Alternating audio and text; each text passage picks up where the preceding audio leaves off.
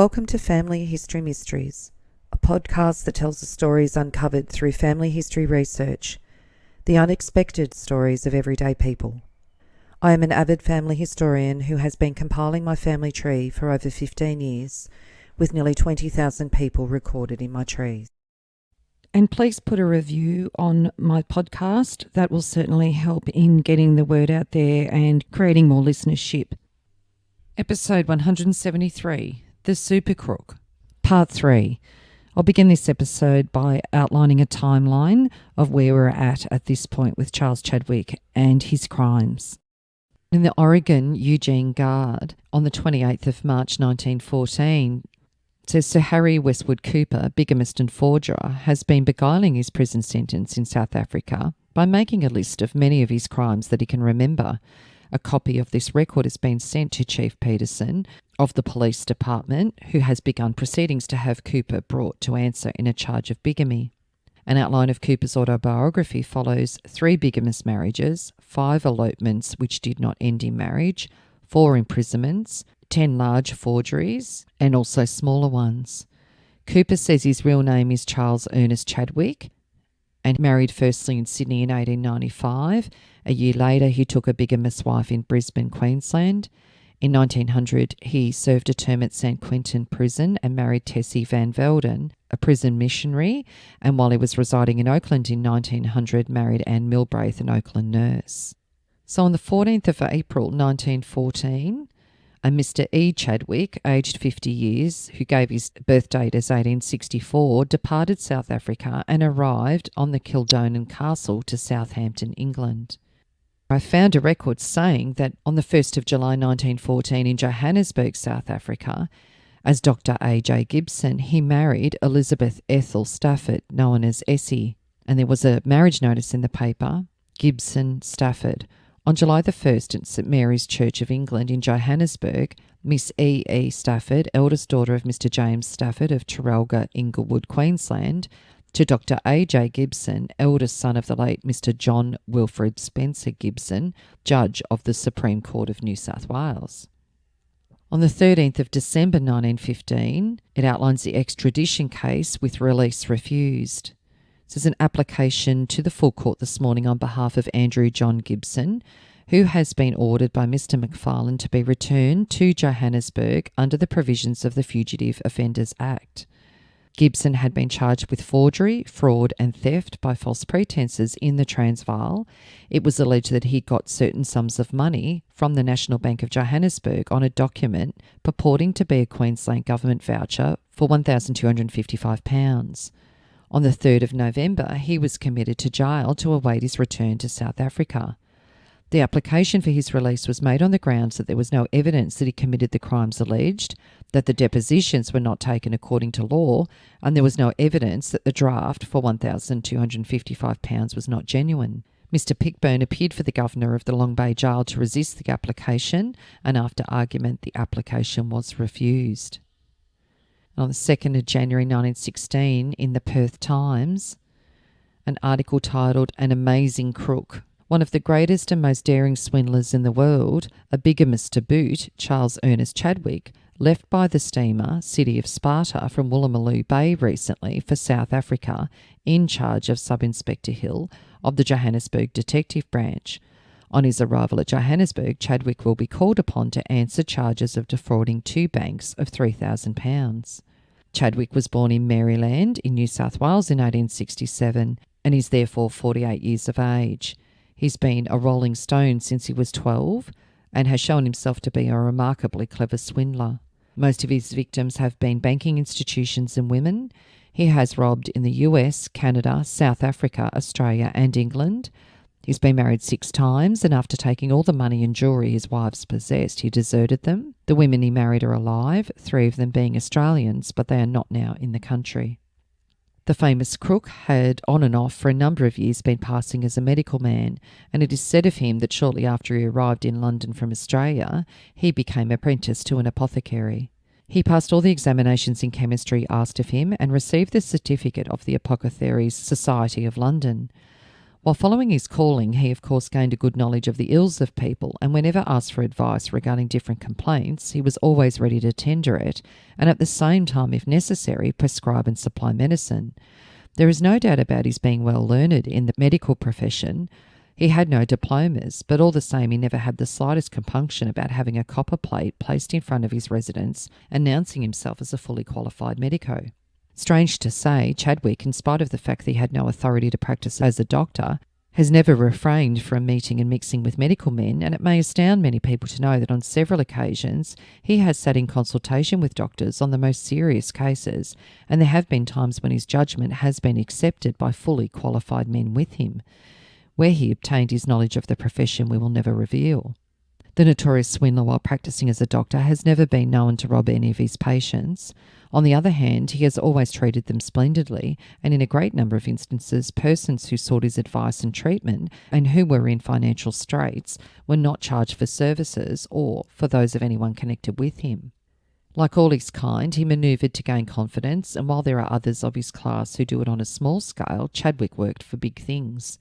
His generosity too, and his good treatment of many of his patients caused them to sing his praises, and this means of advertising lifted him into the estimation of leading business and professional men in whatever city or town he lived. When he felt they trusted him, he would start his trickery, and by means of forged drafts, bonds, or credit notes, he swindled them out of large sums of money. In addition to being well versed in medicine and surgery, Chadwick had always been a close student of theology, and wherever he lived he made it a practice to attend church regularly. At the same time, he made many acquaintances who placed every trust in him. He committed swindle after swindle and made thousands of pounds. His cleverness in guiling the public has been equalled only by his astuteness in evading prosecution, for with all of his swindling and bigamous alliances, he's hardly served 10 years in jail. Chadwick left Australia when he was 12 and went to London. Little is known by the New South Wales detectives of his antecedents. He returned to Australia in the early part of 1889 and went to live in Redfern. He was in bad health, and he told his landlady that he was recuperating prior to returning to London to his parents. He claimed that his father was the head of a leading bank in England. He made himself popular with those that he came into contact with at Redfern, and being an excellent musician, he used to entertain them a good deal. During the maritime strike in 1899, he was sworn in as a special constable and did duty at Circular Quay. At the conclusion of the trouble, when he handed in his warrant card to Mr. Foshery, the Inspector General of Police at the time, the latter highly commended him for the services he'd rendered. A short time after this, he swindled his landlady by purporting to come from the Chancellor of the Exchequer, London, stating he'd inherited Chadwick estates in Surrey, England, worth £1 million. He obtained about £100 from her and was arrested by Inspector McLean, the present head of the leading city police division, who at the time was a plainclothes constable at Redfern. The case, however, was dismissed, and subsequently he was apprehended at Yass on a similar charge and sentenced to 18 months' imprisonment. After being released from jail, Chadwick commenced to practice as a doctor in Surrey Hills, but Mr. McLean got on his track again, and he disappeared for a while. The next heard of him was that he married a Sydney girl of means.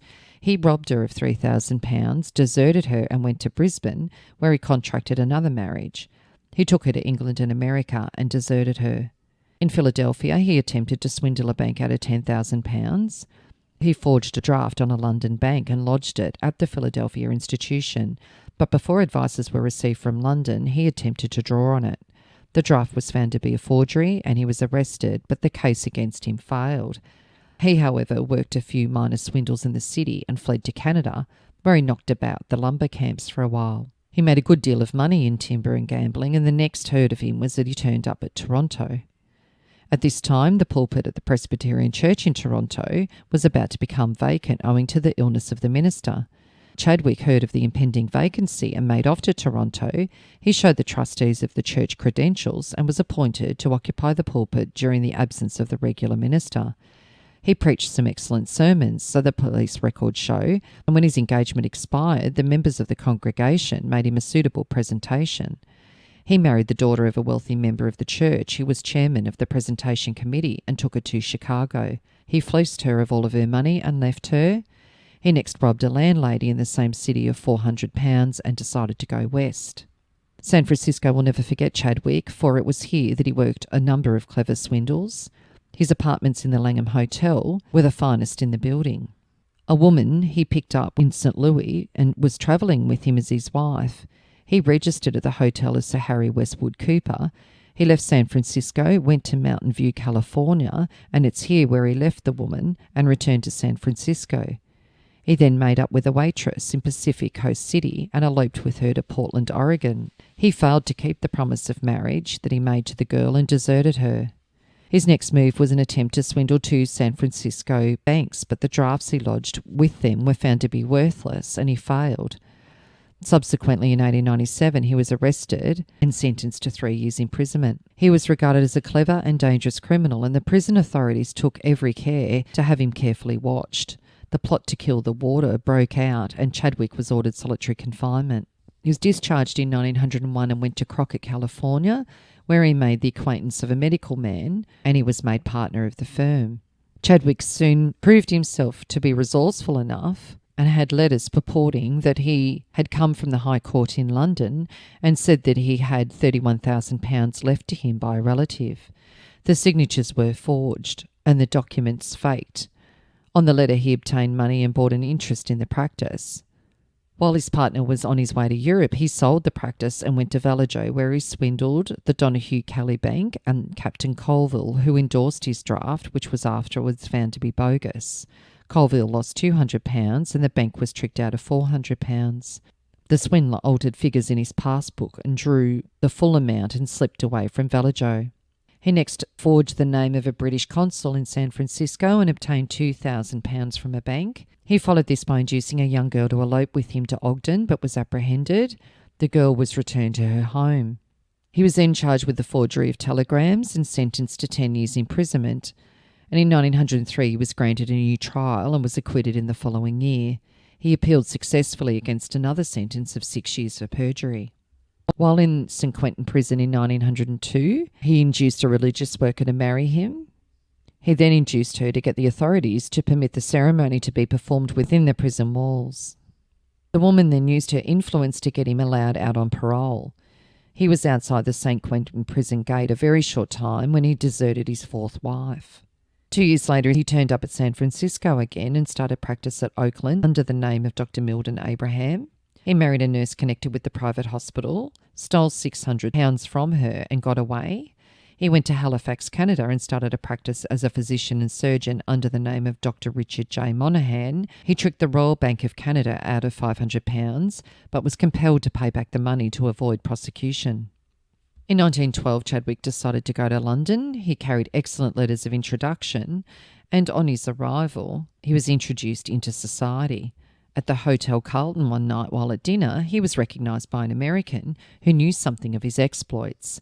He left the room hurriedly and the next day sailed from England by the steamer Edinburgh Castle for South Africa, taking the name of Dr. Norman Ebenezer Mackay, who at this time was before the public eye in England, a great deal owing to his success in handling several cases of consumption. Chadwick became a favourite on the vessel and made friends with the baronet, who introduced him to several leading people in Cape Town, Johannesburg and Durban. Shortly after his arrival in South Africa, Chadwick swindled the Durban branch of the Bank of Africa out of £1,000 by means of forged drafts on the Government Savings Bank of Sydney. He then sailed for Sydney under the name of Surgeon Major Swinton Home of the 5th Dragoon Guards, and was travelling with 2 women for whom he found employment when the vessel reached Melbourne. He came on to Sydney and stayed at a Hotel Australia for a few weeks and at a hotel at Strathfield and then went on to Baraja, where he commenced to practice medicine under the name of Dr. James Boyd. He was interrogated by Inspector Anderson of Bathurst regarding his diplomas and certificates, and they were regarded as unsatisfactory, and he was induced to go to Sydney. Information had received Sydney of the doings of Chadwick in South Africa and the possibility of him being in the country. Superintendents Roach and Childs instructed Detective Walker and Detective Bradley and Malone to make the necessary inquiries. They identified the criminal and he was arrested and extradited to South Africa. After being found guilty at the Durban Court of Sessions for forgery, Chadwick made an eloquent appeal to the judge to deal leniently with him, and he promised faithfully to reform and lead a good life. The judge took a certain amount of compassion on him and sent him to jail for 18 months. After he was discharged, he started a maternity home at Belgravia near Johannesburg and introduced a drug which brought about, so he claimed, painless childbirth. He named it Twilight Sleep and for some months did a remarkable business and coined money. He married a Queensland girl who was a nurse at his hospital, and after defrauding 2 banks of £3,000, he sailed with his latest wife to Sydney. He arrived by the steamer Ionic in April. He was known on board as Captain Sullivan. He rented a furnished house at Coogee and stayed until last August. At the end of August, the Inspector General of Police, Mr Mitchell, learnt that the business transactions of a certain man at Coogee were not altogether satisfactory, and he instructed Inspector Walker, the head of the detective branch, to have inquiries made. Detectives Gallagher and Barclay were entrusted with the investigation. With photographs in their possession, they went to a Coogee hotel on the night of the 21st of August and saw Chadwick having dinner with his wife. They approached him, and after a brief conversation, he was conveyed to the city and taken to the Central Police Station. Here, the charge, which has been extradited, was entered against him, and he was locked up. He had many aliases. And on the 20th of October 1916, in the Sydney Morning Herald, notorious Australian swindler, Johannesburg. Andrew John Gibson was arrested in Sydney and sentenced to imprisonment for life for bank frauds amounting to over £3,700. He's described as a most expert forger and has convictions in England, America, South Africa and Australia. Andrew John Gibson is one of the cleverest criminals known to Australian police. He arrived in Sydney over half a century ago when he was 22 and was employed as a dispenser. For 4 or 5 years he kept off the police records, but he lived a gay life, and this need of money led him to being arrested at Yass for false pretences and received 18 months imprisonment. Thus begun a long career of roguery. Women were nearly always his victims. He was extradited to Natal. He served a sentence, arrived back in Sydney at the beginning of this year and was arrested again while posing as a doctor and living in luxury at Coogee Bay Hotel, and was sent back to Africa to answer a further series of charges of fraud. And another article in the Taree Northern Champion on the 4th of November 1916. Gibson, the criminal, who it was announced in a cable published on Thursday from Johannesburg, has been sentenced to life for forgery, may be fairly regarded as one of the most extraordinary criminals in modern times. One of his boasts was, "Give me a shave and a clean shirt and I can win the affection of any woman in the world." He certainly did win the affection of a large number of women and fleeced them of their belongings. Eventually, it proved his undoing. So clever was the swindler, in fact, in carrying off his pose as a medical practitioner that he actually entered into consultation with a Sydney specialist on one occasion and did not arouse the slightest suspicion. Mrs. Elizabeth Ethel Gibson wrote encouraging letters to her husband during the 10 years that he was in jail in South Africa. She told that husband Andrew John Gibson, also known as Dr. C.H. Darling, that she was willing to take him back after his release, but he did not return to their Coogee home. Instead, he went to England by way of Zanzibar in 1925. So in the Sydney Sun on the 15th of September 1925, the title of Super Crook, known in Australia, arrest in England. Information's been received at the police headquarters from Scotland Yard to the effect that Charles Edward Chadwick, who has many aliases, has been arrested in Bournemouth, England in July on a charge connected with forged documents on a bank. Chadwick, who was born in Redfern in 1877, is regarded as a super confidence man. He's been sentenced about 49 times in different parts of the world. Forger, bigamist, fake doctor, bank swindler, and parson, he's had a striking criminal career. On one occasion, he defrauded the Queensland government of £1,700. He was a bigamist many times. It's been stated that over £100,000 has passed through his hands in connection with swindling. Leaving police headquarters in 1912 to catch a boat for South Africa, he remarked to ex-Superintendent Roach, then in charge of the CIB, "Goodbye, Mr. Roach. Thanks for your kindness. I have been landed again. When I come out, I shall be on the go again. Always remember that I can get any woman I want. They are all vain, and there is a way of trapping them, and I know how to do the trapping." On the 2nd of January 1926, in the Adelaide Saturday Journal, front rank forger of 4 continents. "You are not a poor man making a clumsy forgery. You are an expert," said Mr. Justice Rowlett at Winchester Assizes to Gibson, alias Charles Edward Chetwynd, James Boyd and Sir Harry Cooper. "This forgery for which you are now arraigned places you in the front rank of criminals." Gibson, a thin-lipped, clean-shaven, grey-haired man, whose age was given as 55, was accused of forgery and false pretences at Bournemouth last May. Lloyds Bank lost £350, their manager at Westbourne, Bournemouth, being completely deceived by the assurances of Gibson, who has since proved to be a forger of international notoriety. He went to Bournemouth in the early part of the year. He took a large furnished house. He set himself up as a medical specialist in women's diseases and began to lay plans for netting big sums by fraud. He ordered visiting cards and private notepaper from a local printer, to whom later he posed as Deputy Agent General for the South Australian Government in charge of immigration from Hampshire and Dorset. He then commissioned the printer to print for him some Treasury warrant forms, ostensibly for the South Australian Government, for which purpose the printer obtained a die-sunk block of the crest of that colony. The same crest was used for some memorandum forms of the South Australian Government. Armed with these official warrant forms, Gibson marked two of them with the sum of £6,200 to his own order and signed them with the name of Honorary John Gunn, Treasurer of the South Australian Government. The sum was represented to be payment for the site of a school in Adelaide. One of these warrants he took to Lloyds Bank at Bournemouth West and was told that it would probably take 3 months to get the money through from Australia. He said he was in temporary need, and after some demur, he was allowed to open an account at the bank, and he drew £350 on the security of the warrant. He displayed a typewritten letter to show the bona fides of the warrant. About the same time, he took the second warrant for £6,200 to a branch of the National Provincial Bank and asked for £3,000 to buy his house. The manager said he would want the deeds as security, and no money was paid. Gibson left Bournemouth suddenly and was arrested in King's William Street in London. Louis Frederick Wallace, now living in Bournemouth, said he was a warder at Pretoria when Gibson was serving there, and he sent him £50 to enable him to come to England. He had helped him in other ways, but the prisoner had completely deceived him and caused great domestic trouble. The judge sentenced Gibson to 7 years penal servitude. It says that he was released in October 1924 from his Johannesburg sentence. He went to Australia, and then in January of last year he arrived in England. And on the 23rd of January 1926, in the Perth Truth, Master Australian confidence man of international repute runs to earth in England.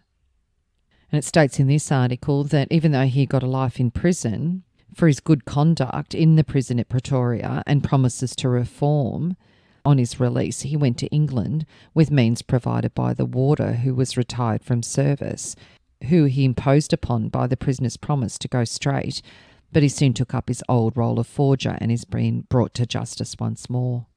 The way the prisoner repaid the kindness of the warder was to go to his house for a month and stay with him, and then fabricate a laboratory report as to Mrs. Wallace's health, which caused some unpleasantness between husband and wife for some time. And Louis Frederick Wallace said, "I have been made a laughing stock and have been badly bitten by this experience." So upon sentence, the judge told him, "You are evidently an expert forger, and it is clear, whether you were convicted in Australia or not, that you committed a series of crimes in South Africa. The fraud you've been guilty of here places you in high rank amongst criminals, and you will go to penal servitude for 7 years."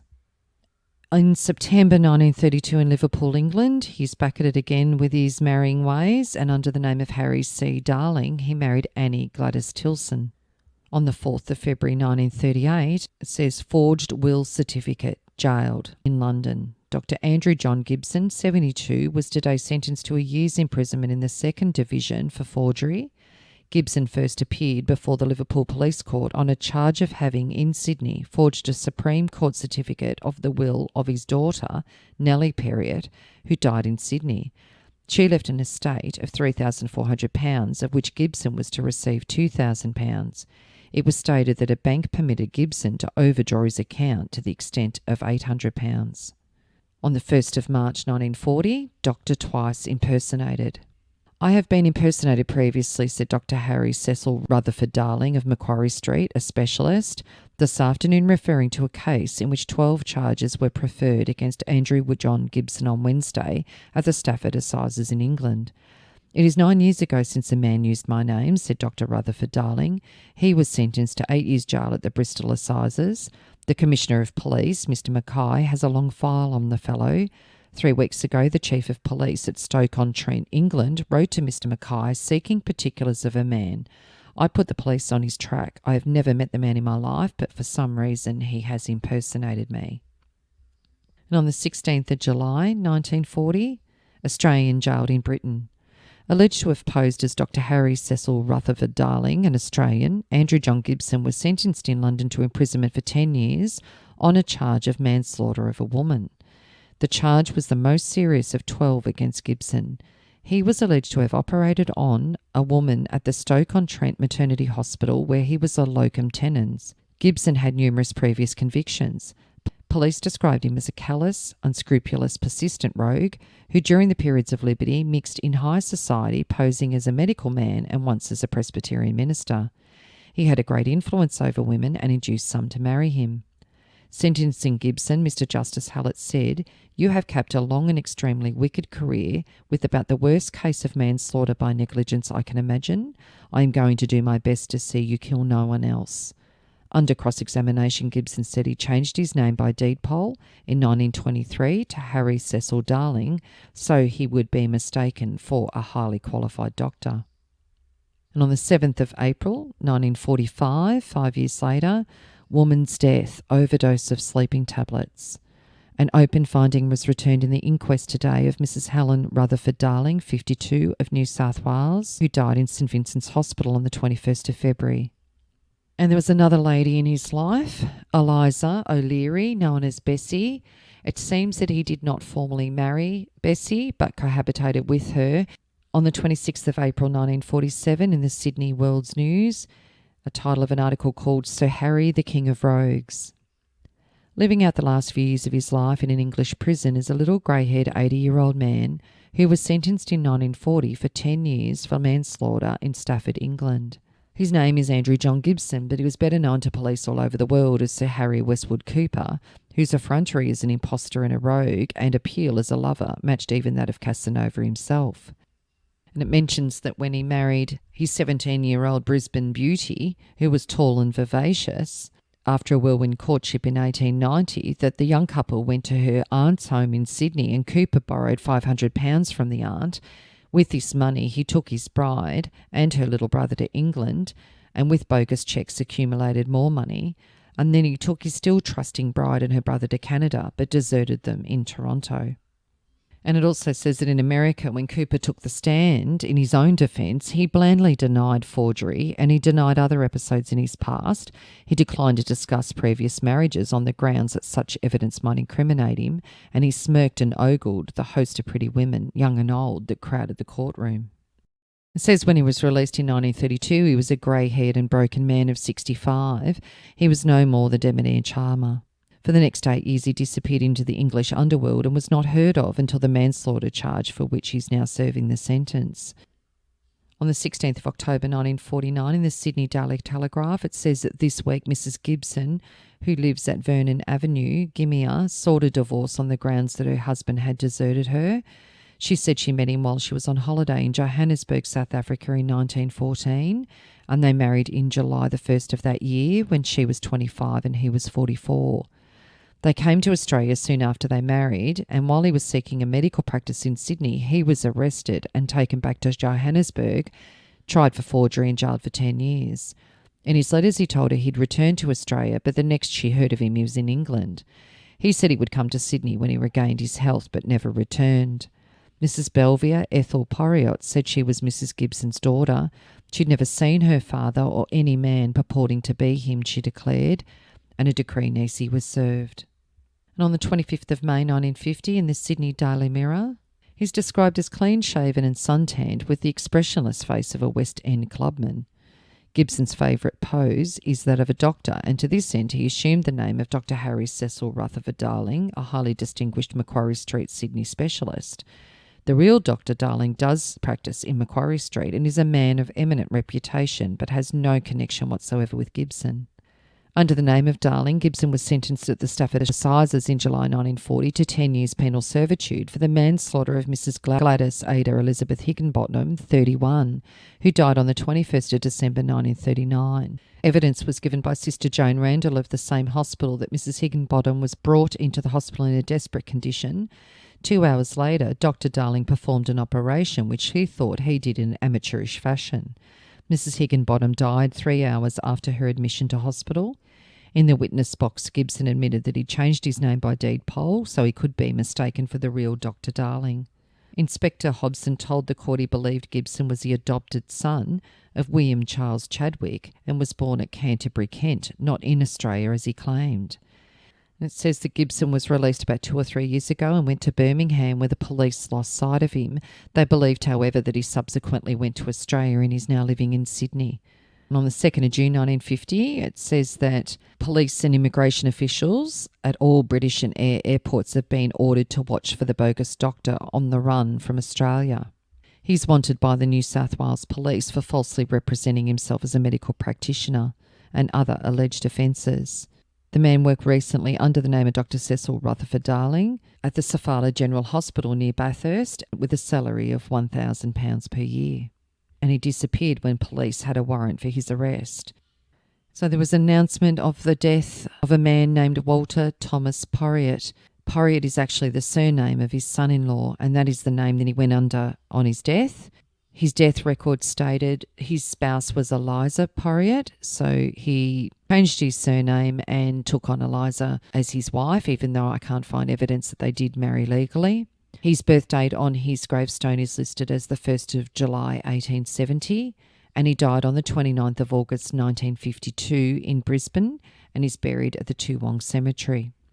It says he was of late at Bowen Terrace New Farm in Brisbane, and his parents were listed as Annie Bailey and John. His death notice in the paper on the 30th of August 1952 says Walter T. Porriett. Relatives and friends of Mrs. E. Porriett and Miss M. O'Leary are invited to attend the funeral of her beloved husband and her brother-in-law, Walter Thomas Porriett, of 228 Bowen Terrace New Farm, for the burial to be at Toowong Cemetery. In part 4, I'll be covering some of the articles that I found after his death, which did divulge further information, a possible link to Jack the Ripper, and also information about his children.